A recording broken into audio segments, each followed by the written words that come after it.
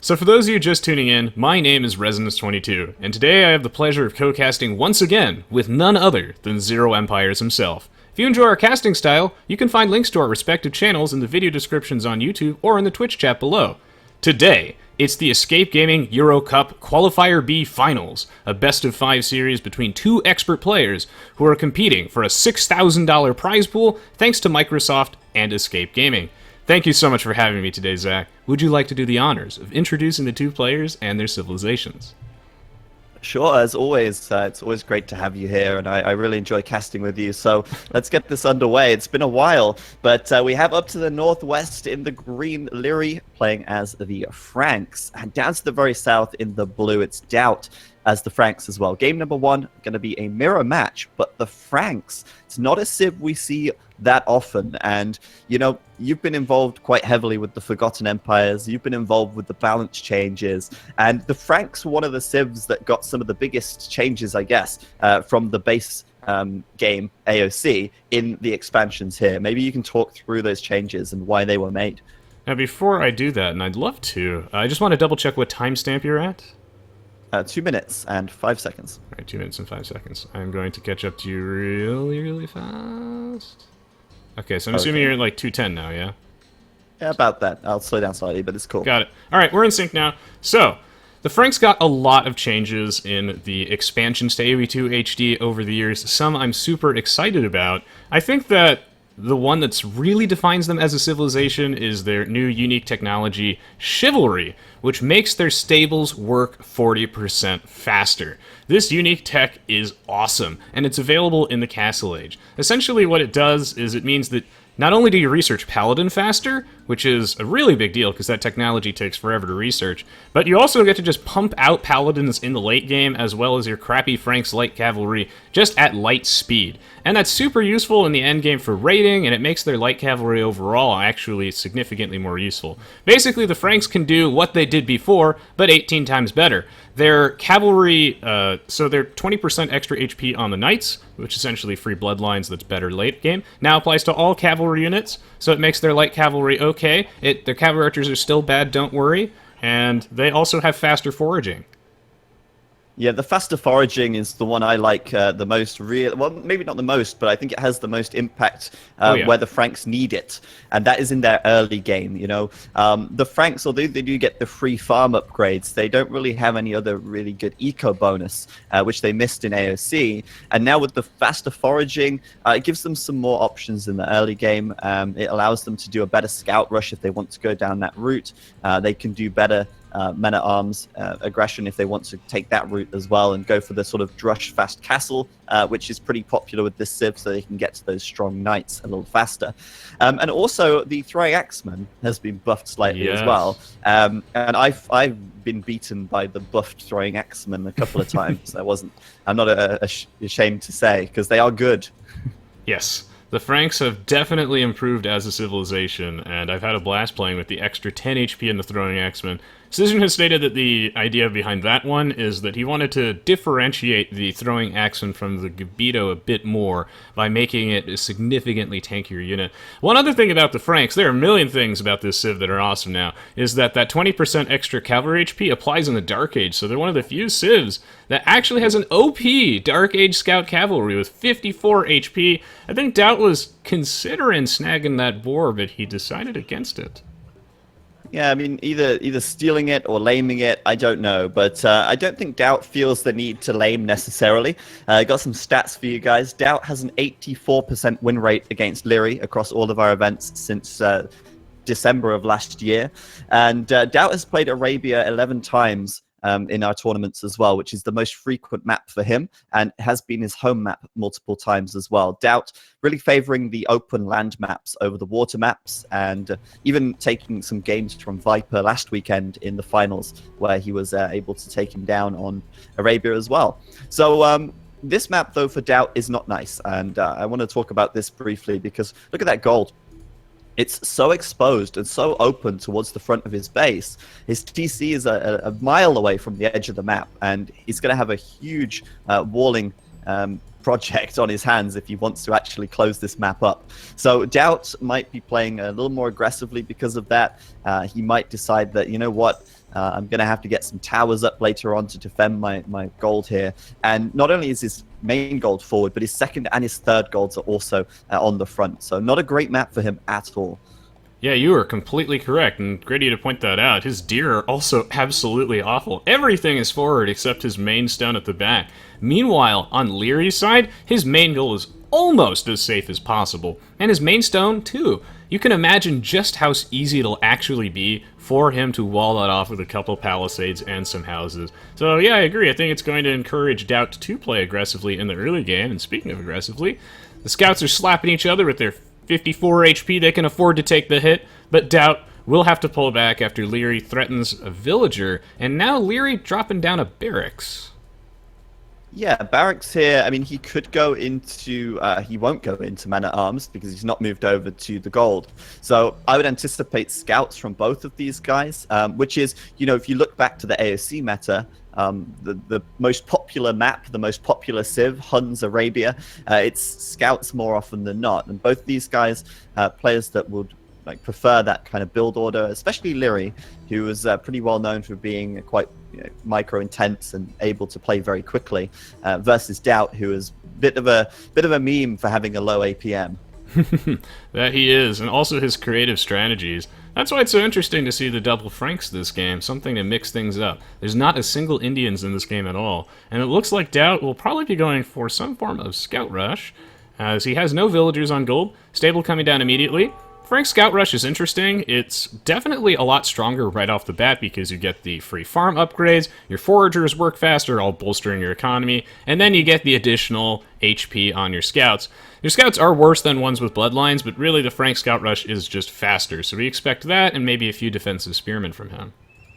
Yeah, the first spearman for DauT already making it across, already coming out even, attacking Lierey's scout, which has made it across the map, as the first scout for DauT comes out here at about 10 minutes, 40 seconds.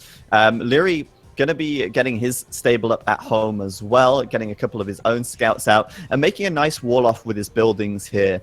He doesn't have the most closable map, but it's definitely a lot nicer than DauT's at the moment. And just look how far forward that stable is from DauT. He's just why bother building it close to his TC? Just get it far forward, get the scout rush in there a little faster still, and there's scouts moving over the map right now, along with that spearman which he made earlier on.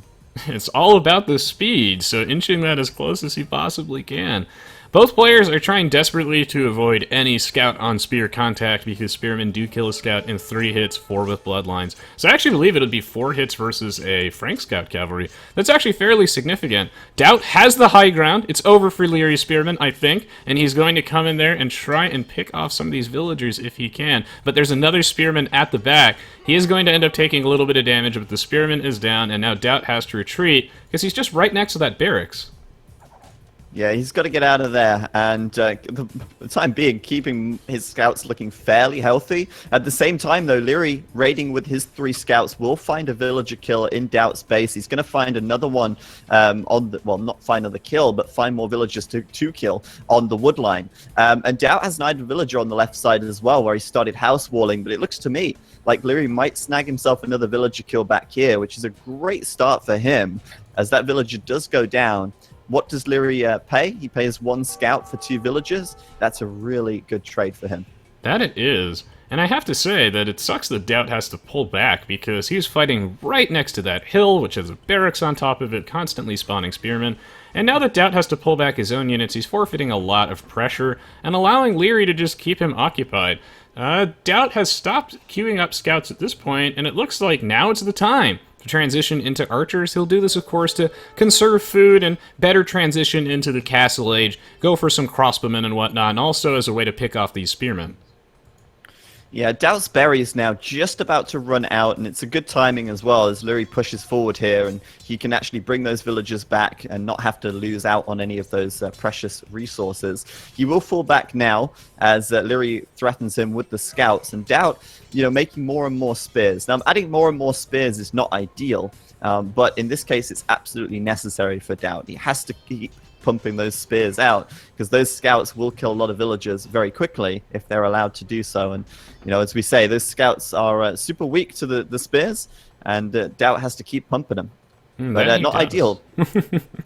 It's definitely not ideal. I think he also feels forced into doing this because not only does Liereyy have so many scouts remaining, but also if DauT wants to transition to archers, then his army will be very weak to those massed scouts. So he is slowing himself down here, but he has his lumber camp relatively well protected. I think Liereyy is going to have to look for another area to attack. And right now, a little bit of the lull in the action, as DauT needs to wait till he masses up enough archers. We do see an engagement coming off. DauT's scout's not there. Liereyy able to do quite a bit of damage and pick off both of the spearmen first before the scouts arrive. This is going to be a fairly good fight for him.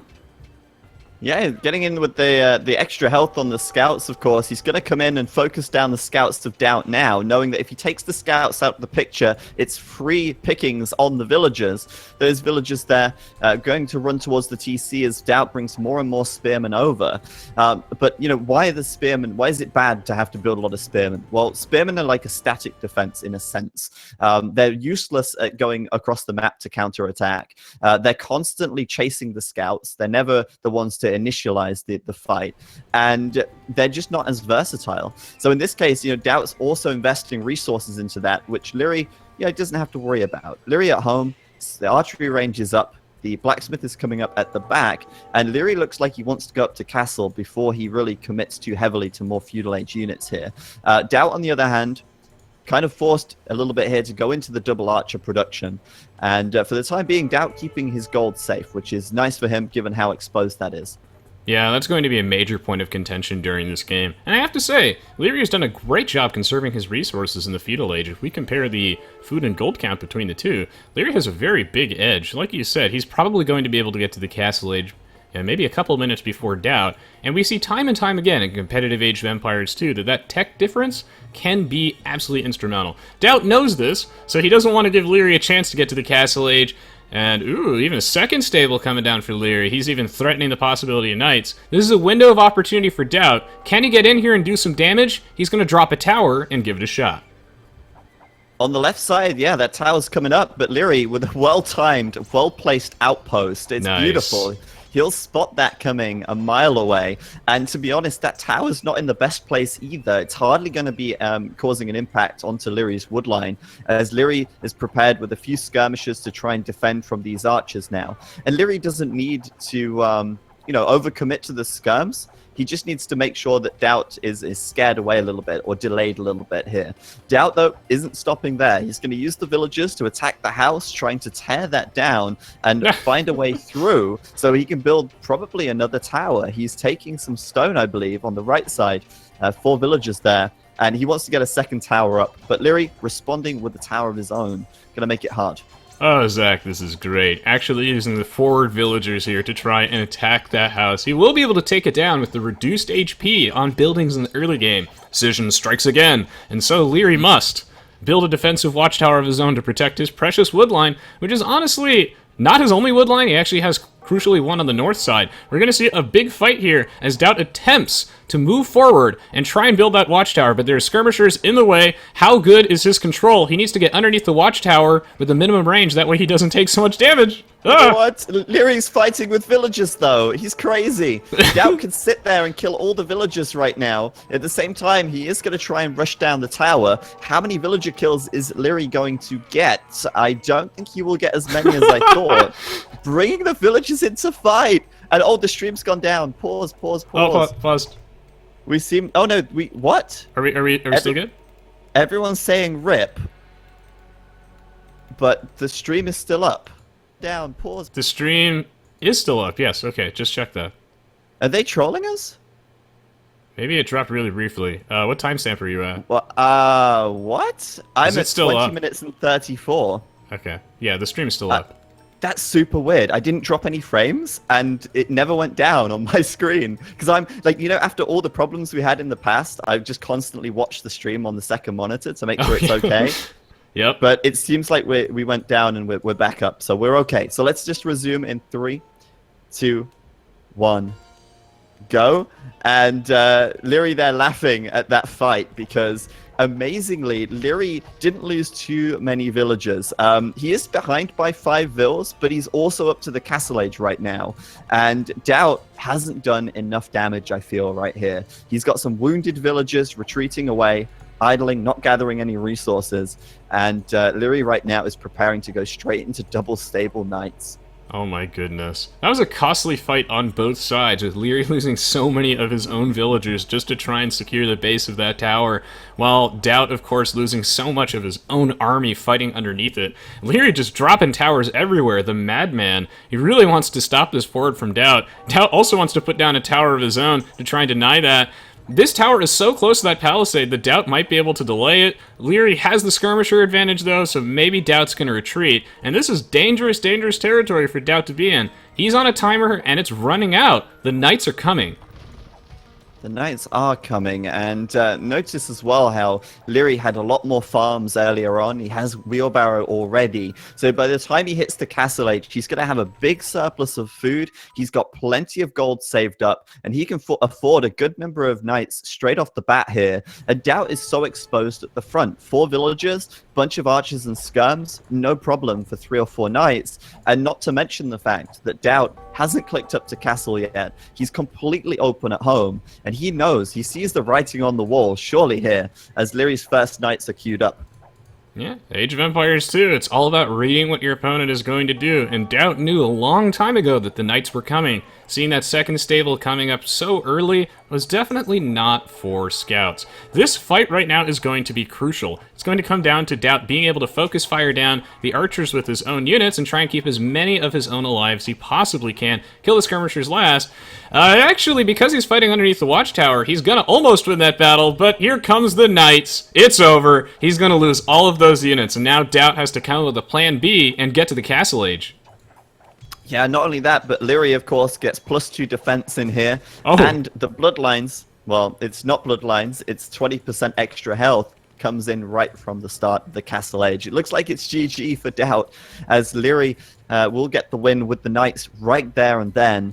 Unfortunately for the stream, they missed the fight under the watchtower. What a time for the stream to drop. That's ridiculous. Oh, really? Ah, that's a bummer. That fight was actually really, really interesting and decisive. Cool. Oh well, short game. I would say it was quite a decisive fight, because DauT wasn't able to break through. Lierey's defensive tower was able to basically save the day, buy himself enough time to get to castle, and once the knights came out, it was all ogre from there. Indeed. Well, that was not the longest game of Age of Empires 2 I've ever seen, but it had some entertaining moments. Makes me look forward to the rest of the series. Of course, DauT is not a man to go down without a fight, so I expect the next games in the series to probably be much longer than this. Yeah, and the chat is a bit confused right now. They did not expect this. And I can tell you that of the 100 people who entered the betting for this match, only 7% bet on Liereyy to win. What? That's really, really low, considering that Liereyy, didn't him and Hart get, like, 2nd place or something in Master Gladiators of the Arena or something? He's a good player. Yeah. DauT is too, of course, so... Well, 47% bet for a DauT 3-1 victory, so I mean that could still happen with the current scoreline. 38% bet on a DauT 3-0 though, so commiserations to those guys as we move into Game 2. Liereyy 1 point up right now, looking very strong. As next map is going to be Team Islands. Ooh. I'm amazed that Liereyy again is taking Team Islands here. Now we know that DauT isn't a super strong water player. He does prefer the open land maps. But neither is Liereyy. He did the same thing versus MBL, taking Team Islands versus MBL, and he got a very decisive victory. But at the same time, I think DauT is a different ball game altogether. I don't think that that's going to work against DauT here. We might even see him pick something other than the Italians. So stay tuned, everybody. It's time for some water on water action. Yeah. Do you want a short break before the next game? We don't have to take one. It's up to you. Okay, well, we can go straight into the second game here. Okay, then we'll take a break after that one, then. Yeah, that sounds good. But I don't know about saying we might not see Italians. Don't quote me on that. I'm probably going to be wrong. I will be back in 30 seconds. Sarcasm. Okay, no problem. It was some sarcasm, but fingers crossed. 30 seconds. I'm getting water. Okay, cool.